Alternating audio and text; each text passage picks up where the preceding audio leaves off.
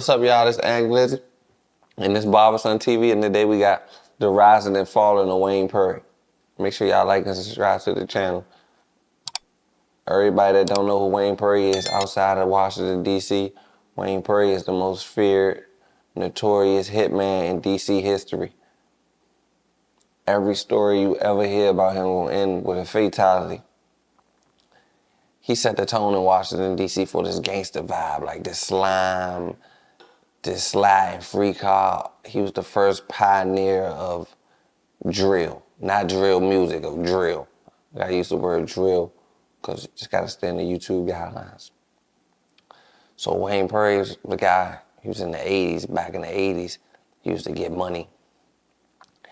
He walked around the city and terrorized the city. He used to walk in people's neighborhoods, pet your father pockets, pet your uncle pockets, rob them. He used to just get an urge to kill people like that. Wayne Perry. There's really no order to this, but we're just gonna use Wayne Perry. Let's go Wayne Perry. For the people that don't know who Wayne Perry is a guy, he was a part of a criminal enterprise. And he got locked up. He was like the drug hitman. He was like Rayful Edmond. Rayful Edmond was another person that made this list. I'm gonna get to him later. Was a drug kingpin here, and his hitman was Wayne Perry. Wayne Perry was like a robber. He come to people's neighborhoods. Like everybody's father got a story of how Wayne Perry used to pull up and they used to do nothing to him, but he used to do something to everybody else. I swear. Nobody's father wanted to tell the truth like that. I mean, like, son, when Wayne Perry used to pull up, he used to pat my pockets. I used to run in the building. He used to take all my girlfriends. I still owe Wayne some money to this day. Everybody's story always, Wayne ain't do nothing to me. He did something to them all. Wayne did the same thing to you. I don't even disrespect Wayne Perry or nothing, because Wayne held it down for his earnings and he did what he did. But Wayne Perry in 2023, he got 13 minutes. I'm going to give him 13. I'm going to give him an odd number. He got 13 minutes to live. He played with one of these youngers like that. Hey, short man. 13 seconds to let off 30 rounds out that black right now. That black man, that ain't get your mind right. Wayne will really be Perry right now. They'll turn him into some Perry Tamer wings from Nando's. But yeah, Wayne the realest. Like back in them days, like my mother used to tell me stories about how Wayne used to pull up in all the flashy cars, come out, he used to pat people's pockets. Everybody was scared of him. He lose his money in the crap game, he'd take it. And he just used to get an adrenaline rush out of killing people. These are stories I hear though, y'all. I'm not from that era. I was not outside when they was outside. This is just what fans in the air, the streets of DC, the things you hear growing up. I don't know the exact stories of what he did into content, but it's all over the internet because he a big icon. He a big person when it comes to this DC wave and generation. But growing up, all the kids wanted to be like Wayne Perry. Everybody wanted to be a gangster. Everybody wanted to kill and just wanted to just be, I don't know, into the nonsense because they heard of the reputation he had.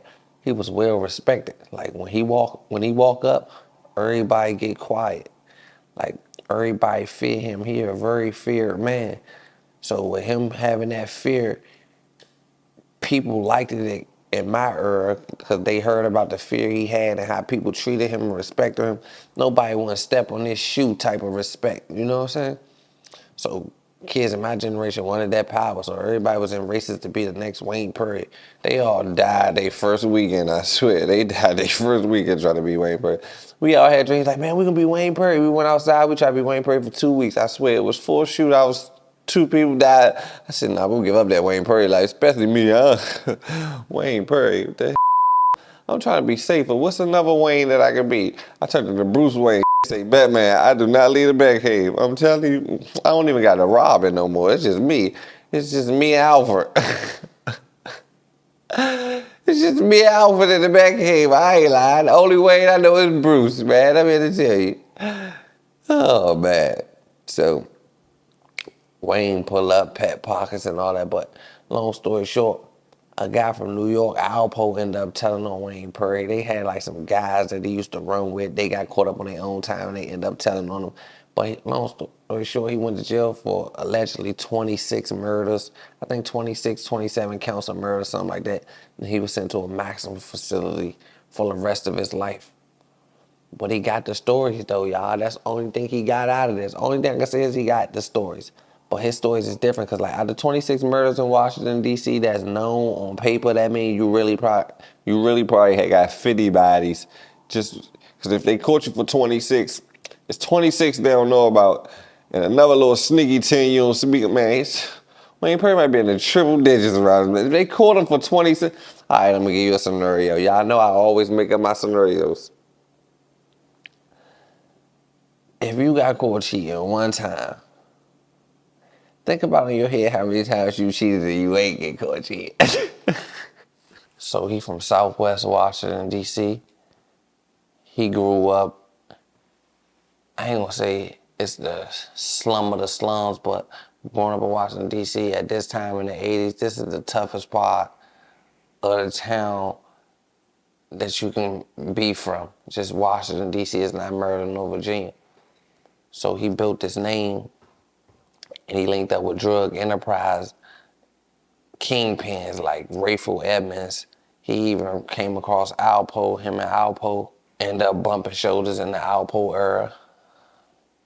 But I'm gonna get into the story and explain to y'all how his rising and how it's falling. So Wayne Perry ran with his crew back in the day. Wayne Perry had a crew. Wayne Perry started being a hitman in his younger days. Like he had numerous bodies. Everybody feared him. He walk up, take people's stashes, take people's cars.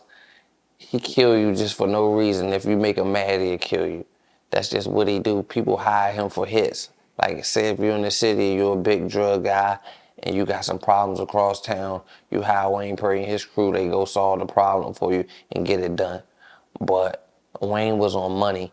It was like the bigger the ticket, anybody can get got. So say if they got 40,000 for you to go kill somebody across town, for Wayne to go kill somebody across town, Wayne get across town and that guy got 50,000. So this is what Wayne gonna do. Wayne gonna kill him, take the 40, kill him, say he ain't gonna kill him, he gonna go back and kill him for the 50 and be up 90 and kill both of them. That's what Wayne do. And then after he up 90, he go in their houses and search their houses. Whoever in there, he'd kill them just to get the stash of the money that they had. Because I told you they was big. They was putting people on moves. He was that crummy. So when he walk up, people try to hide their money, hide their jewelry. Like, don't you know when they be like, Debo coming. So he put DC on the map worldwide. He setting the tone. He setting the tone so heavy on the murder game. It's worldwide. It's all over the world. He became a DC legend. So everybody that go ask your fathers and your uncles and your old timers about Wayne Perry and get up to date on the story. But this is the rising and falling of Wayne Perry. Wayne Perry went to jail because one of his friends told on him it was really a guy that he linked up with, and it was one of his arch enemies for real. He linked up with a friend that was really hating on him at the end, and you'll understand it all. Wayne Silk Perry, born in Southwest Washington, D.C. on November 14th, 1962, was one of the most notorious hitmen ever. D.C. developed a deep reputation in the drug game during the 80s, known for producing hitmen like Wayne and Sean Teflon Branch, and kingpins such as Michael Frey Salters and Rayful Edmond, just to name a few. Wayne got the nickname Silk from a family member growing up. He liked the name and stuck with it as his reputation built over the years. Wayne was very violent growing up. His fiery temper and fearlessness often got him in trouble with anyone he came in contact with. According to Wayne, he caught his first body at the age of 12 in 1974. The 1974 murder didn't catch up with him, so he began hustling. Wayne Perry grew up in the inner city, Washington, D.C., and got introduced to a life of crime and gangsterism as early as 12. He started by cheating gamblers with rigged dice and marked cards. After that, he joined some gangs and accompanied them on their robbery operations. During these operations, Perry showed an affinity for guns and would shoot anybody that got in his way without a second thought. As a result, his fellow gang members began removing bullets from his guns to reduce his chances of killing anybody. In 1978, he robbed his first bank and didn't get jammed up for that either. The nickname Silk was beginning to fit his personality well, as he was able to slip in and out of situations without dealing with law enforcement. Wayne attended Wilson High School, and in 1979, they had a riot. In that riot, he shot a school security guard and was charged with attempted murder. Luckily for him, there wasn't enough evidence and the case was dropped. Still in high school, Wayne had a love for baseball. After a dispute with the coach, he beat him over the head with a baseball bat and got kicked out indefinitely from all public schools in D.C. Kicked out of school and unable to finish his education, Wayne began to roam the streets trying to find ways to make easy cash.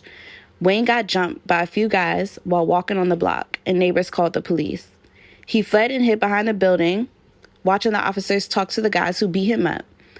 Wayne then found a baseball bat and walked up to the guys in front of the police and beat them up badly. Police let Wayne get away with what he did. In 1984, he was in a similar situation where he was being shot at in front of another cop, in which he pulled his gun out and started shooting back at the individual.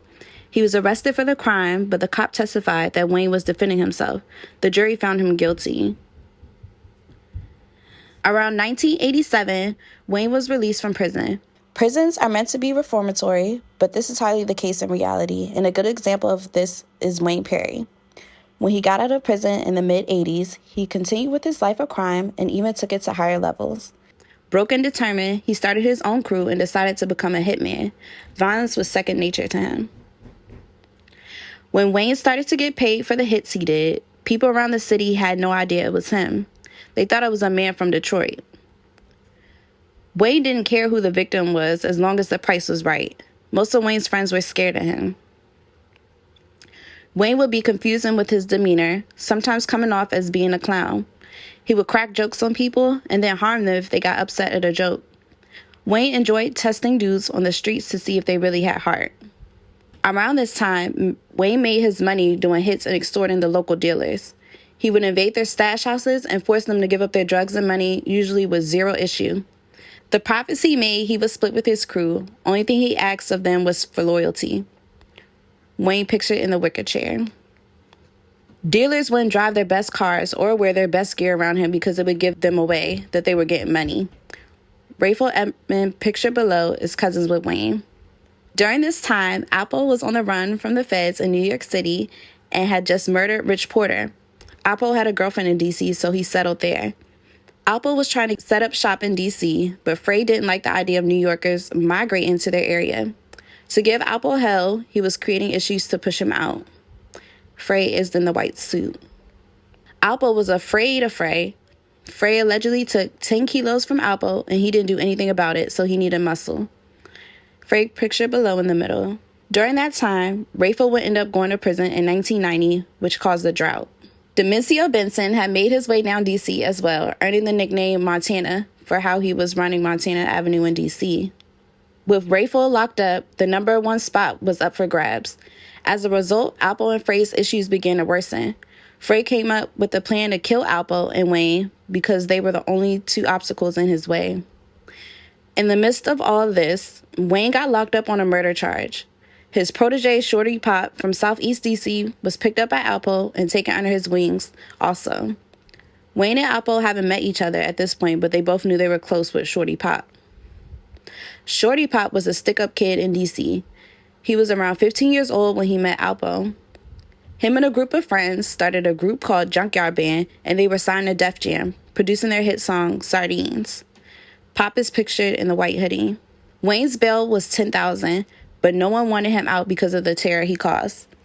Pop went to Apple and asked if he could get $10,000 to bail Wayne out. Apple gives him the money because he needs Wayne on his team.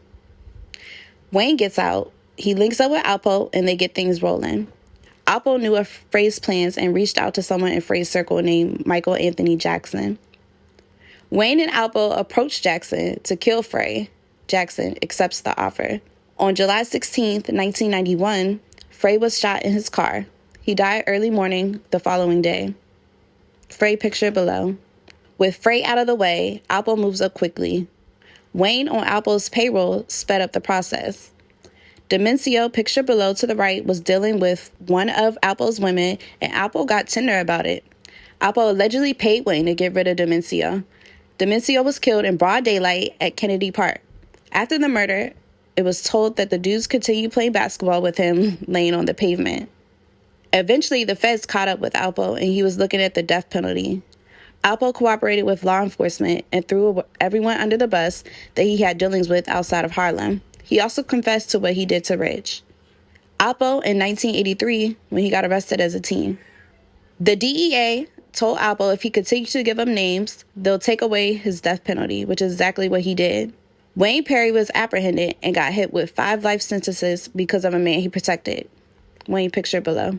Shorty Pop ended up getting killed in 1992 at a club after he allegedly killed a dealer named Blaze. Alpo received a 35-year sentence, but he had got out on witness protection, in which he left and returned to Harlem. Alpo met his demise on Halloween 2021. Wayne converted to Islam and denounced his street activities, encouraging younger dudes to leave the streets alone. Wayne will spend the rest of his natural life in prison. Wayne Perry is one of the most notorious gangsters and killers in the history of Washington, D.C. He terrorized Washington, D.C. locals for nearly 20 years. Once dubbed the Michael Jordan of the murder gang, Wayne Perry is currently incarcerated at the ADX Florence Supermax prison in Fremont County, Colorado. As Wayne Perry put it himself, he didn't do that across the street shit. If he wanted to kill someone, he walked right up to them and emptied his bullets into their head without batting an eyelid. By his estimation, Wayne Silk Perry's body count stands at 100 plus, meaning that he killed more than 100 people in his life of crime. If this is true, it means that he has killed more persons than notorious serial killers, such as John Wayne, Gacy, Teddy Bundy, combined. I'm excited to introduce my guest, Dan Riley. Hi, Dan. Hi, Jerry. How are you today? I am good. I was looking at some of the material that I have on this case, and it is absolutely fascinating. I mean, this guy, Wayne Perry, was considered the Michael Jordan of the murder game. That just really blows my mind. Yeah, Jerry, Wayne Perry was one of our most prolific killers in D.C. during the time when the violence in D.C. had just gotten completely out of control back in 1989, 1990, 91. The city was experiencing, just a rising tide of murders that had sort of started as a result of crack dealing, actually nationwide, but also because the individual street crews or gangs in D.C. Just got to a point where they were more and more violent. And the homicide rate got to a point where the D.C. police were just absolutely overwhelmed. It was kind of my job. I'd started with the first gang case that we had in D.C., which was the R Street crew. And my partner, John Kerr, and some of the other guys on my squad worked on other cases, the P Street crew, and then we also did the First Street crew with my partners from the D.C. police, Angela Parisi, and a couple of other police officers and detectives that were with us. We had formed the Safe Streets Task Force to deal with the problems of violence in the city. And we decided that we should go after the most significant targets that we could, either the gang itself or the gang that was responsible for the most violence. And so after we had been successful in the R Street crew investigation and the First Street crew investigation, which both involved a lot of violence and a drug operation that was fairly extensive, the D.C. police captain of homicide asked me to take on Wayne Perry. He was somebody we knew basically from our informant base and our confidential source base that was supposed to be just involved in almost every murder that happened in D.C. It was almost impossible for a serious drug dealer to be killed in D.C. that somebody didn't call in and say Wayne Perry did it. Now, was he a drug dealer too? No, he really, and that was a bit of a problem for us in the beginning stages because there was a lot of intelligence out there that was kind of wrong about him. They thought of him as a drug dealer, but he really was more of a killer, an extortionist, and somebody that basically used drug dealers and abused them and told them that they had to pay his money to him or they, would suffer consequences. And he also ended up teaching a lot of young men in the city how to be a killer. He had a little crew of guys throughout the city who had sort of learned from him his particular way of using murder to basically extend his power over the city. That's what I think it really came down to for him.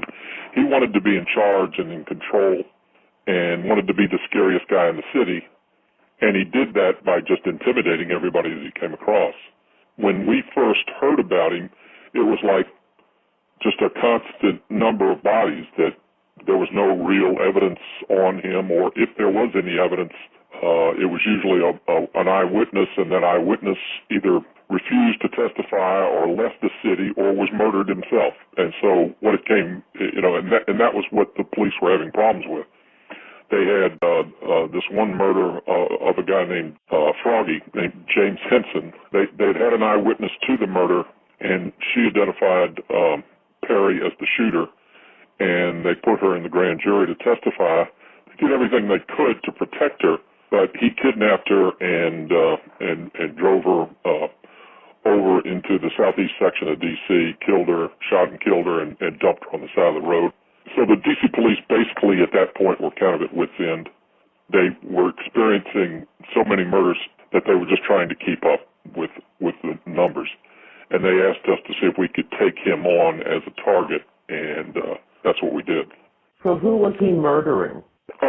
Mostly he murdered, well, I mean, it's kind of difficult to say. He murdered a lot of young women, but he also murdered a lot of young drug dealers.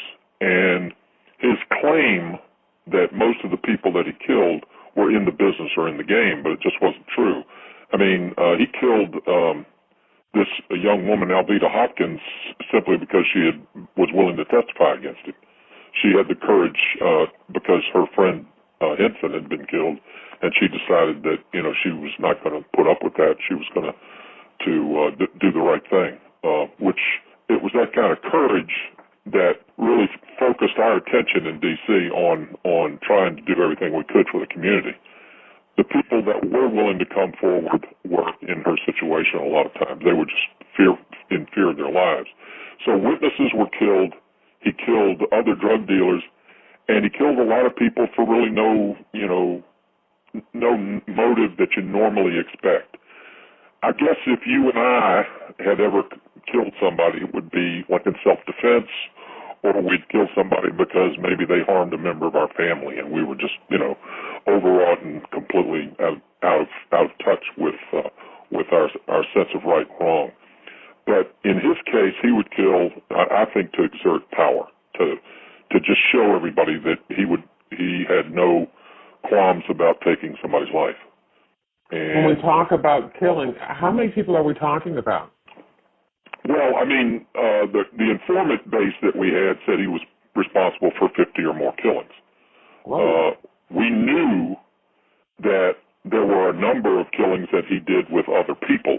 We also knew that he had killed at least 3 or 4 people when we first started our investigation because we had really good, solid intelligence on them. We had cooperating witnesses by this point who were talking to us on a regular basis and really being the voice of the community for us. I mean, people would call them snitches or whatever, but the reality was if we weren't getting their information, we were kind of at a loss as to where to go. Because our investigative efforts, and especially in Wayne Perry's case, you normally try to go out and interview witnesses and try to talk them into cooperating, try to talk them into going into a grand jury, talk them into, giving a full statement about what they saw or what they didn't see. And, that kind of relationship that you have to build with witnesses just wasn't there because the people were just too frightened. We had murder unrelated to Perry, but in northeast Washington where it was a bright sunny day, everybody was out on the stoop enjoying the afternoon, and 4 guys from the R Street crew just walked up and shot a man dead on the stoop of, a house that he just happened to be standing in front of. And when we went to do the interviews right after that murder happened, there was nobody that saw anything. And it was just crazy. It was like in the afternoon, bright sunny day. Everybody saw it. They were all out there. But, the best we could get out of the straight-up witnesses was to just say that, they didn't see anything. And so we knew we were struggling with this, and in Perry's case, we thought it was even worse because anytime we got to a point where we thought we were going to be able to get a witness to one of his murders, they just disappeared. And the most important case like that happened to us on was a murder that happened in Potomac Gardens, which was a public housing project on Capitol Hill, and it was a double murder. It again happened in the morning. Two men walked up to two drug dealers who sold heroin in Potomac Gardens and just shot both of them dead in front of a number of witnesses. The case ended up going to trial where one of Wayne's students, I guess is the best way to call him, Calvin Smith, Ace was his nickname, was charged in the murder. And he was with Perry when they did the double murder. But the four eyewitnesses that the police had developed and had developed a close relationship with, refused to say anything about Perry. And when I heard about the case, I decided to go ahead and give some of the FBI support to just protecting these four witnesses. And when I had my opportunity, I went and talked to the two. I'd had good informant intelligence that told us, how the murder had gone down. And I knew Perry was responsible and was there. And the four women who, were drug users and had their own personal problems just acted like they didn't even know who Perry was. So they gave you information about the other people that were part of the murder, but did not even bring up his name. Right. They wouldn't even talk about him. And wow. And it was that level of fear that I just realized I was dealing with. Well, when we got to the trial phase of that particular case, which was early on, this was, I think we started the Perry case in somewhere in 1990. The Hinkle and Menace murder had happened in late 1990, and then we started our investigation in December of 1990. So the murder had happened early, and then we got the case, and it went to trial within the first couple of months after our investigation started. And so I did everything I could to try to talk to these women, to try to get them to start talking about the right thing, but they just refused. And so when they testified in court, the defense attorney knew exactly what the truth was and just basically ruined them on the stand. And so the guy who was actually charged with the case, Calvin Smith, he got off on possession of a handgun charge and was not convicted of the murder even. And I think it was because the four witnesses weren't telling the truth.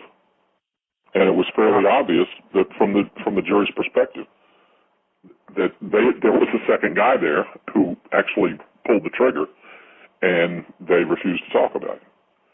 So under those conditions, I knew what we were going to be dealing with. Even if we had the witness and had, the appropriate information from the witness, we could be struggling all the way until the very, last part of the investigation when we were trying to go to trial in the case. So, could you tell me a little bit more about how he operated? Because you said something about an extortionist with drug dealers. Could you give me some examples of that? Well, one of the guys that he killed later was a really well-known drug dealer by the name of Michael Salters, and I had a confidential source he had a close relationship with Salters, and was present at some party at a concert, and Perry just walked up to him and started patting him on the pocket, and this was an older man. He's like 50 in his 50s. And Perry's patting him on his pocket and saying, what you got for me today? And Salters was not a shy or retiring type of person to begin with, but he still gave him money. And that's kind of how Perry operated. He would go up to the people that he knew were making lots of money and basically take money from them by saying, You want me to be your friend. If you don't want me to be your friend, don't give me any money. But if you want me to be your friend, you better give me some money. And if you're going to give me money, I'm not going to go after you. That was kind of his approach to a lot of the major drug dealers in the city. And what amount of money are we talking about? Several thousand each time. I mean, you didn't give him pocket change. You gave him whatever you could. Most of these guys, as you could probably guess, most of these pretty well established drug dealers would usually have large amounts of cash in their pocket. And that's kind of how he operated. But he also did it at a much larger level. It turned out that there was a big transition period going on at this time where cocaine was coming in from a lot of different directions. And a New York drug dealer by the name of Albert Geddes Martinez moved from New York to the D.C. area. And he started supplying drugs to various drug dealers in the D.C. area and also in Fredericksburg, Virginia. He got immediately targeted and shot by some Northeast killers that Perry knew, but wasn't really close with. And this put Martinez in a bad position. He was, first of all, in the hospital and thought he was going to die. So he confessed all of his drug dealing activities to my partner, Angelo Parisi. Like a deathbed confession? It was very similar to that. In other words, he thought he was going to die and he didn't have anything to lose. And he just told Angelo everything that he was doing, who he was distributing drugs with down in Fredericksburg. And, Angelo was just the kind of detective that would just, hey, I'll take what you give me. I'll give, and just let him talk, let him get the information. So he did a great interview and was walking out of the hospital and going to come back the next day because he really didn't expect Martinez to live. But when he came back the next day, Martinez was gone from the hospital. Overnight, he had apparently recovered to the extent that he could from his gunshot wound. And he had called up and made contact with Perry, and Perry became his vice president of security. Now, Martinez had lots of money. Hundreds of thousands of dollars that he made from distributing cocaine from New York down to D.C.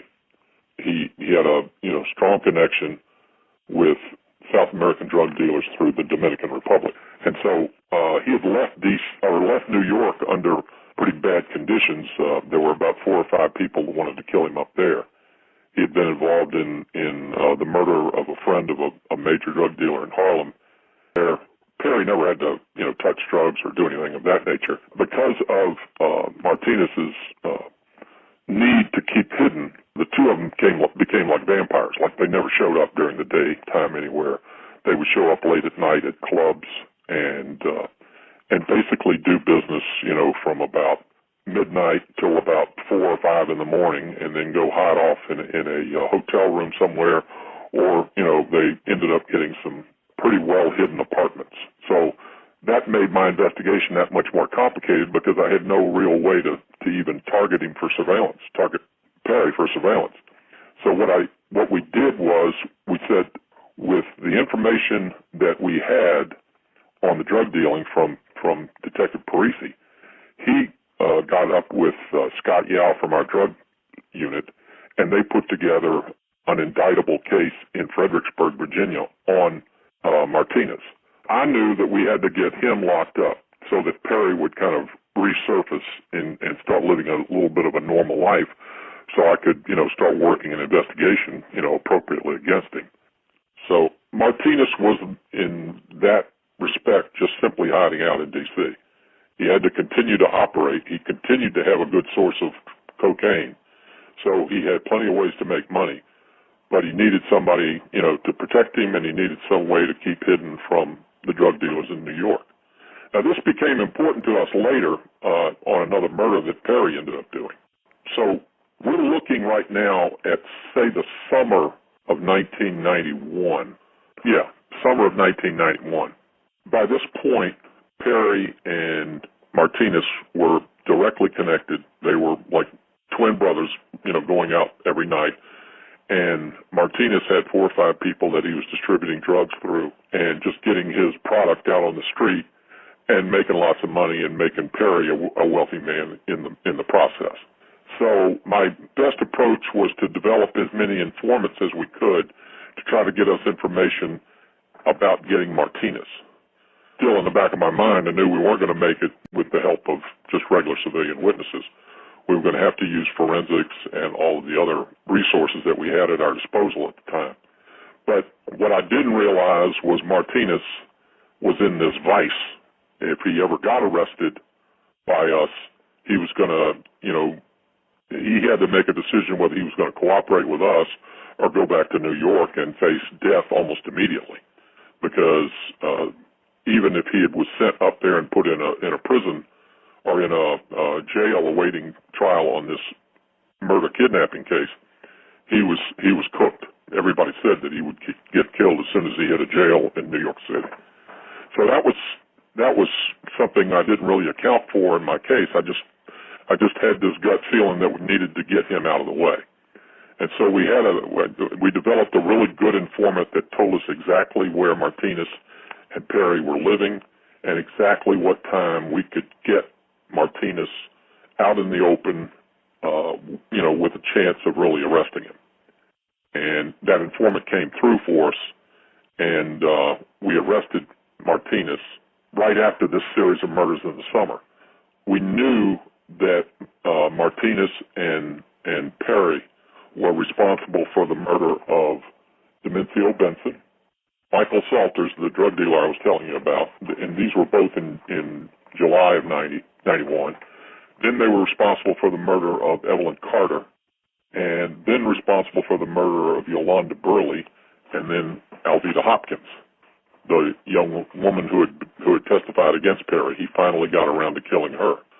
So all of this happened the summer before we locked up Martinez. We had a couple of breaks that happened right around that same time.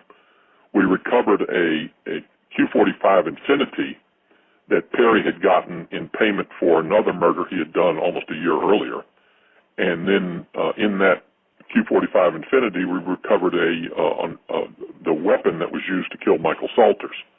So that was the first piece of solid forensic evidence that we got that we knew would connect him with all of these string of murders that we knew they were responsible for in the summer. The next thing that we found out about was a Mazda van that they were driving around and using as kind of the FBI laboratory referred to it as a murder van. When we recovered the van, we had been told that it had been cleaned after the murder of Garrett Terrell, one of the drug dealers that worked for Martinez.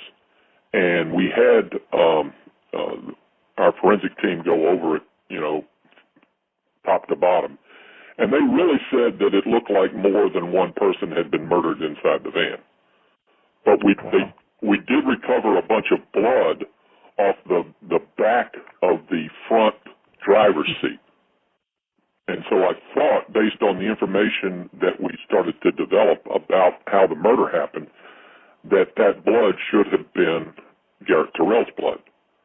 But unfortunately, we ended up with a lab report that said found on Terrell's body was unique carpet fibers from the van. Not only carpet fibers from the storage area of the van, which was the back sort of baggage compartment of the van, but carpet fibers from the front part of the van. So in other words, two sort of unique styles of carpet fiber that were on Terrell's body. So you knew definitely he had we knew he had been in the van. And we also found in the van fibers from his clothing that he had worn that night. And we also found his fingerprints in the van. So we knew he was in the van. And, of course, they left him, shot him and left him out in the park, up in Rock Creek Park. And they stripped him down to make it look like it was some kind of sexual assault against him. But it was, very simply a homicide where they just were trying to make it look like it wasn't them who killed him. So that was how we were starting to put the thing together in terms of forensics. But it was frustrating for me at the time because DNA was brand new in terms of usage in our cases. And at that point, I was frustrated by the fact that we didn't have Terrell's DNA inside the van, and we couldn't find any DNA from the Q45 Infinity that we had. So I knew anything we came up with, we were going to have significant forensic evidence to prove a case against Perry, because we really were in a position where we weren't going to be able to rely very much on civilian witnesses, regular witnesses. Because these murders that I'm talking about, there was only one murder that was done in front of people, and that was the murder of Demencio Benson. And it was at a basketball tournament up at 7th and O, Northwest D.C., and there were 100,000 people there, not 100,000, but there were thousands of people at this tournament, and nobody saw anything, of course. So that's how fearful people were of. Yeah, and it was a murder that was right out in front of everybody. But interestingly enough, Benson was a New Yorker, and the reason that he was killed was because he had spotted Martinez, and Martinez knew who he was, knew that he would immediately call the guy in New York who was gunning for him. So Martinez told that to Perry, and Perry said, "Don't worry about it." And that's how it proceeded, and that's how Benson got killed. Now, the murder of Evelyn Carter, she was a girl who was, I guess the old term was the paramour to a lot of the local drug dealers. But she was a nice young woman, but she refused to.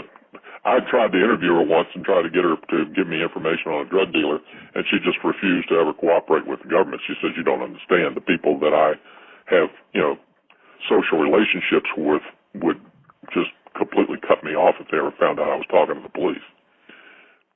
But she was killed because she refused to have sex with Perry. But Perry told Martinez that she was killed because she was snitching. Well, she wasn't.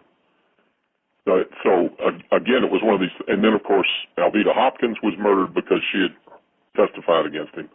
Yolanda Burley, who was the other young woman who was killed and left on the Interstate 295 on the side of the road, she was killed because she had the temerity to ask him who he was and what he did for a living. She must be a snitch. Why would she ask me any questions? So he killed her. I have just done, a number of episodes about serial killers. Is he a serial killer or is he a contract killer?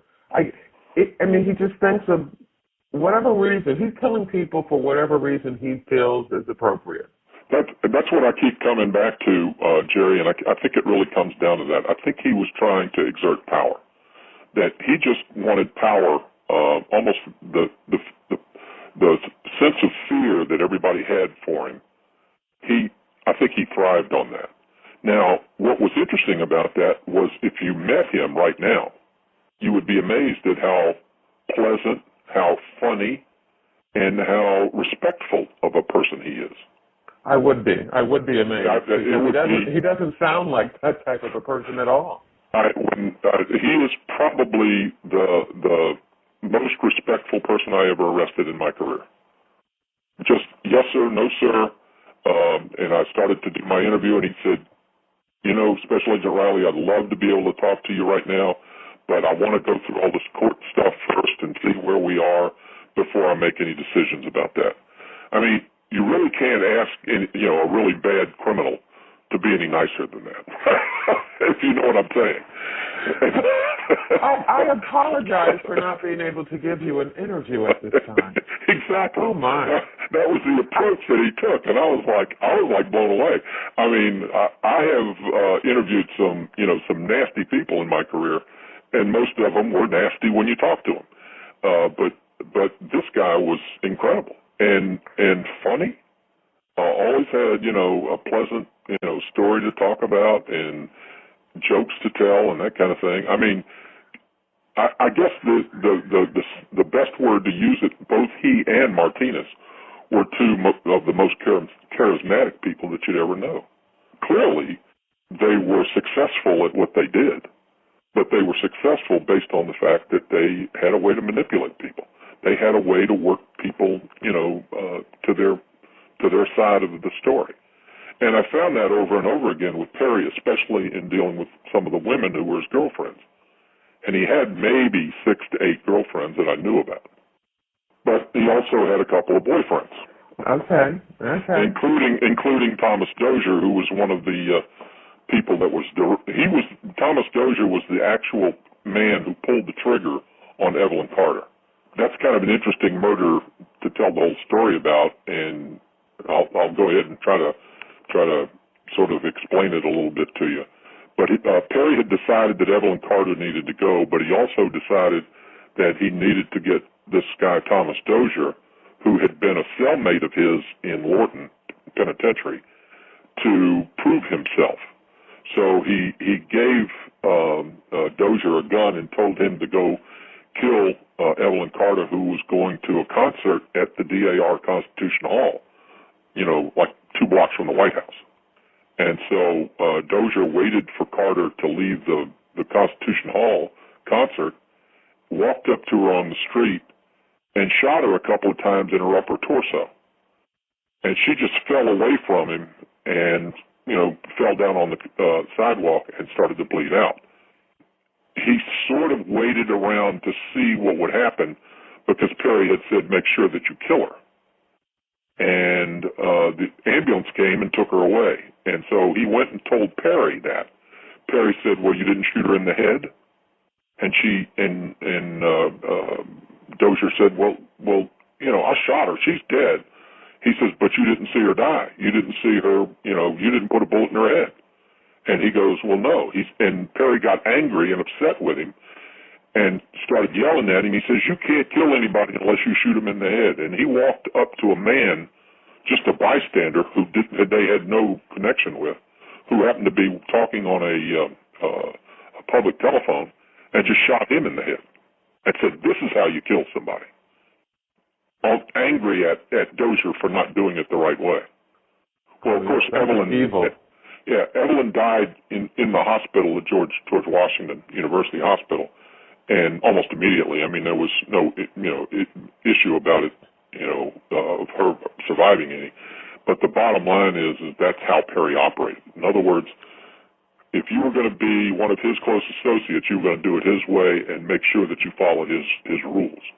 Of course, we didn't find out about it until later when Martinez ended up rolling and cooperating with us. And why did Evelyn have to die again? To be honest with you, the best reason I could come up with is she decided she wasn't going to have sex with Wayne. You're getting back to that issue about whether he was a serial killer or not, and I did broach the subject with the behavioral science unit, and I thought they really needed to talk to him. They really needed to get some sense of his mindset. And when I brought it up to them, they said, well, he's involved in narcotics, and he's a hitman for them, right? And I went, yeah, but, some of his motives for murder just don't square with, like, the so-called business motive that you expect to hear from a hitman. And so they said, well, at that particular point, they defined a serial killer as somebody who was a psychosexual killer. And they couldn't define Wayne that way. Wow. When the BAU told me that, I said, okay, fine.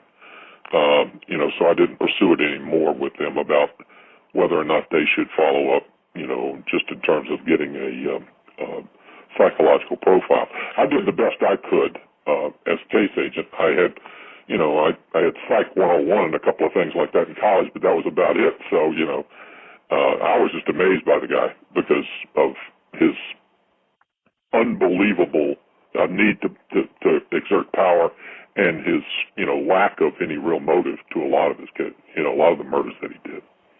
Yeah, and his lack of remorse. He seems to be, I mean, when you think about a sociopath, it's somebody who feels no remorse for exerting, violence against somebody. And he had to be, if he was responsible for at least 50 murders, you would think that that would be a mind that they would want to assess.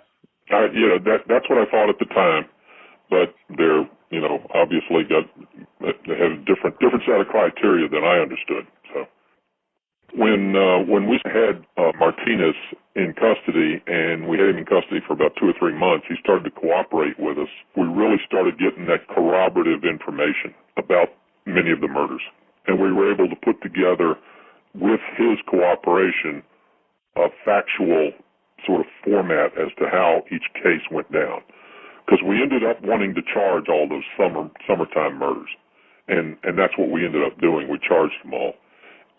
Martinez pled to 14 murders, and we ended up having him go through all of the D.C. murders that he had done with Perry, and ones that he could remember and details that he could remember. But he also knew about other cases that Perry had done that he was aware of but didn't have any firsthand knowledge. So once we had that information and we started putting our case together, where we had the physical forensic evidence verifying everything, and we developed a couple of more insiders that cooperated, a guy by the name of Jerome Kearney, who owned the murder van that I told you about earlier. So let me ask you about the murder van. Okay. All right, so you found fibers of the van on Garrett Terrell, and you found fibers from Garrett Terrell's clothing in the van. Is that all you had to tie? Well, we had his fingerprints in the van, too. And that's right. And then, of course, we had Martinez, who was driving the van, saying, yeah, well, I was in the driver's seat. Tyrone Price was in the the front passenger seat. Wayne was in the second seat of the van with Garrett, and Garrett was in the second seat of the van. So it was Wayne and Garrett. And then there was Jerome Kearney, who was in the back seat of the van. And if you know how these vans are, they have that little area where you open up the sliding door of the van, and you have a little open area that you can either jump into the second seat or you can go into the back seat. Right. And so when Martinez is talking about the murder, he's basically saying that he's seeing what happened from looking in the rearview mirror, because he was driving at the time. He said, how did they murder him? Well, they picked him up at his home and told him that they were taking him, he was going to go with them, that they were going to do a caper. In other words, they were going to go murder somebody else. And so he joined, he was happy to join them. They had found out that he was going to start selling drugs for somebody else instead of Martinez. And they didn't appreciate that. And they thought that he would steal from Martinez. This was all their informant information, whatever it was, usually came from young women who knew these guys, who would tell them what these, associates of theirs were planning, so that, they could feel comfortable that they were, being treated properly by their drug associates. But in Garrett's case, apparently Garrett wanted to move up and out from under Martinez's thumb and was going to go and get another drug supplier. So that made Martinez angry. And, of course, if Martinez was angry, that meant Perry would take care of business for him.